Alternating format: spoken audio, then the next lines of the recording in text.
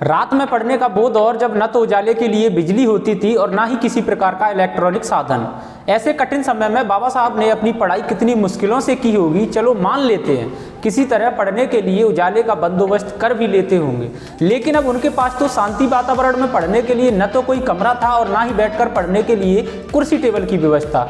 ऐसे कठिन समय में भी बाबा साहब ने इस कदर पढ़ाई की कि उनका नाम दुनिया के सबसे अधिक शिक्षित 6 विद्वानों में से एक गिना जाता है। तो मैं हूं केदार कौशल। आज आपको बताऊंगा बाबा साहब की पढ़ाई के उस दौर के बारे में जब घर में पढ़ने के लिए जगह न होने के कारण बाबा साहब सोते थे, तब उनके पिता रामजी राव जागते थे और जब बाबा साहब पढ़ने लगते तब उनके पिता को सोने के लिए जगह मिलती थी, क्योंकि कोठरी में एक व्यक्ति के सोने के लिए ही जगह थी। ये बात है उस वक्त की जब बाबा साहब का परिवार गरीबी से जूझ रहा था। गरीबी के चलते, जैसा कि मैंने आपको थोड़ी देर पहले बताया कि बाबा साहब के पढ़ने लिखने के लिए न तो शांति वातावरण का कोई कमरा था और ना ही बैठने के लिए कोई जगह। और उस समय बाबा साहब के पिता सूबेदार रामजी राव की आर्थिक स्थिति इतनी खराब थी कि वे बाबा साहब को ट्यूशन पढ़ाने के लिए कोई अध्यापक भी नहीं रख सकते थे। ले देकर उनके पास किराए की एक कोठरी ही थी, वो भी बर्तन भाड़े और ईंधन की लकड़ियों से भरी रहती थी।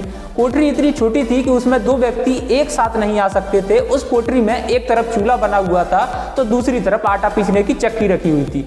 उस कोठरी में ही सारे परिवार का आराम, सोना और खाना पीना एवं पढ़ाई करना, कुल मिलाकर सारे काम उसी छोटी सी कोठरी में करने होते थे।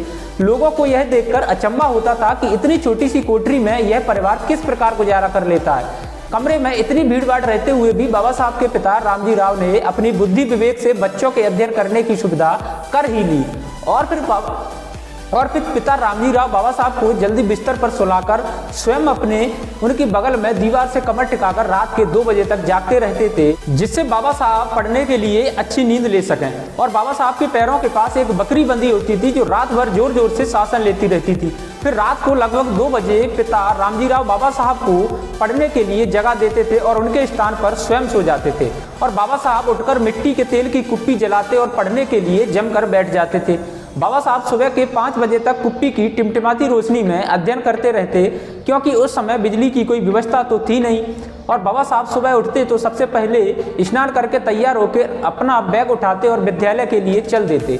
कौन जानता था इतने कष्ट और अभावों के संघर्ष करने वाला यह बालक भीमराव एक दिन संसार के सबसे अधिक शिक्षित 6 विद्वानों में से एक होगा।